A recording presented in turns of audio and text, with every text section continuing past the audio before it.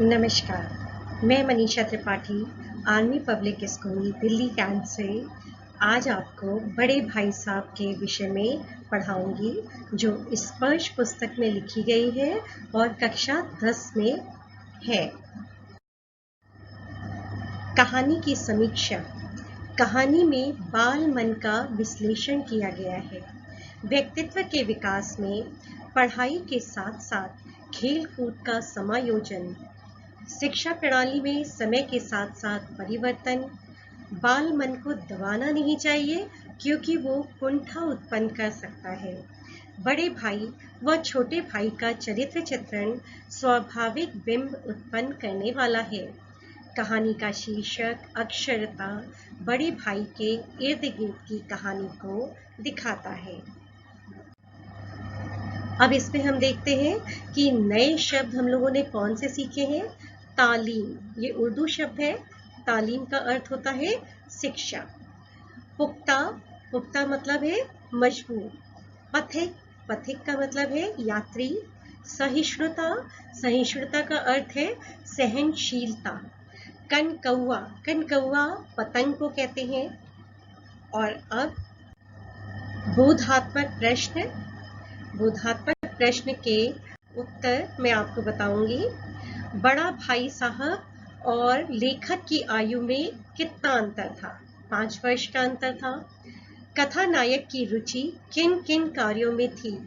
खेल में रुचि थी, कंकड़ उछालने में थी, गप्पाजी में थी, कागज की तितलियां बनाने, उड़ाने, उछल कूद करने, चार दीवारी चढ़कर नीचे कूदने, फाटक पर सवार होने, मोटर कार बनाकर मस्ती करने में रुचि थी, डांट खाते किंतु मोह माया में पड़े रहते।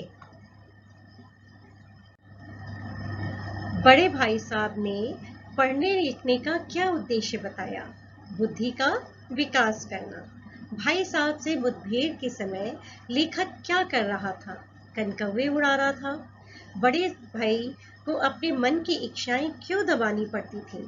संयमित रहकर छोटे भाई के लिए उन्हें आदर्श जो प्रस्तुत करना होता था। प्रेमचंद की साहित्यिक भाषा क्या थी? उर्दू मिश्रित हिंदी भाषा, मुहावरेदार व लोकोक्ति वाली भाषा, आम आदमी के मार्मिक भावों को सरलता से स्पर्श करने वाली भाषा इसमें हमको दिखाई पड़ती है। बड़े भाई साहब की स्वभावगत विशेषताएं बताइए। बड़े भाई साहब अध्ययनशील थे, अनुशासन प्रिय, परिश्रमी, शिक्षा प्रणाली के आलोचक, संयमित व भाई के प्रति जिम्मेदारी का भाव व्यक्त करते थे, भाई के लिए आदर्श प्रस्तुत करते थे, बड़ों के अनुभवों को महत्व देने वालों में से थे, पढ़ाई में लीन रहते थे, दिमाग को आराम देने के लिए चित्रकारी व ऊटपटांग वाक्यों की रचना किया करते थे। अब हम लोग देखेंगे विचारात्मक प्रश्न और इसके उत्तर देखिए। बड़े भाई साहब छोटे भाई साहब को क्या सलाह देते थे और क्यों? बड़े भाई साहब छोटे भाई साहब को ये सलाह देते थे कि रात दिन परिश्रम करें, उपलब्धि पर घमंड न करें, बड़ों के अनुभव से सीखें, क्योंकि वे संयमित रहकर छोटे भाई के लिए आदर्श प्रस्तुत करना चाहते थे। पाठ में आए प्रसंग के आधार पर बताएं कि बड़े भाई के अंदर भी बच्चे का दिल था। आप देख सकते हैं कि छोटे भाई से मुठभेड़ के समय जब उन्होंने बच्चों को कनकौवे के पीछे भागते देखा तो वे भी उसे लूटने के लिए दौड़ पड़े। विश्लेषण व संश्लेषणात्मक प्रश्न है, इसके उत्तर देखेंगे। बुनियाद के पुख्ता होने से क्या आशय है? किसने किससे कब और क्यों कहा?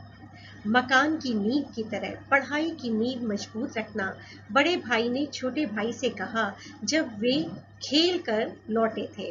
वो पास हो गया था, बड़े भाई फेल हो गए थे, इसलिए बड़े भाई साहब उनको समझा रहे थे। आकाशगामी पथिक का क्या अर्थ है? इसके माध्यम से किस से और संकेत किया गया है और क्यों किया गया है? आकाशगामी पथिक पतंग को कहते हैं क्योंकि बच्चों की पतंग उड़ाने में रुचि होती है। अवधारणात्मक प्रश्न और उसके उत्तर देखें। आपके माध्यम से पाठ के माध्यम से वर्तमान शिक्षा प्रणाली में क्या-क्या दोष बताए गए हैं? आप आधुनिक शिक्षा प्रणाली में क्या-क्या परिवर्तन करना चाहेंगे?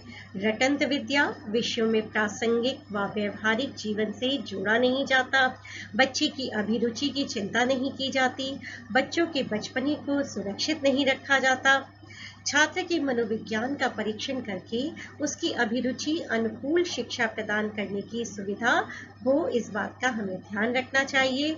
प्रायोगिक व्यवहारिक जीवन से संबद्ध व छात्र जिज्ञासा को दूर करने वाली शिक्षा प्रणाली होनी चाहिए।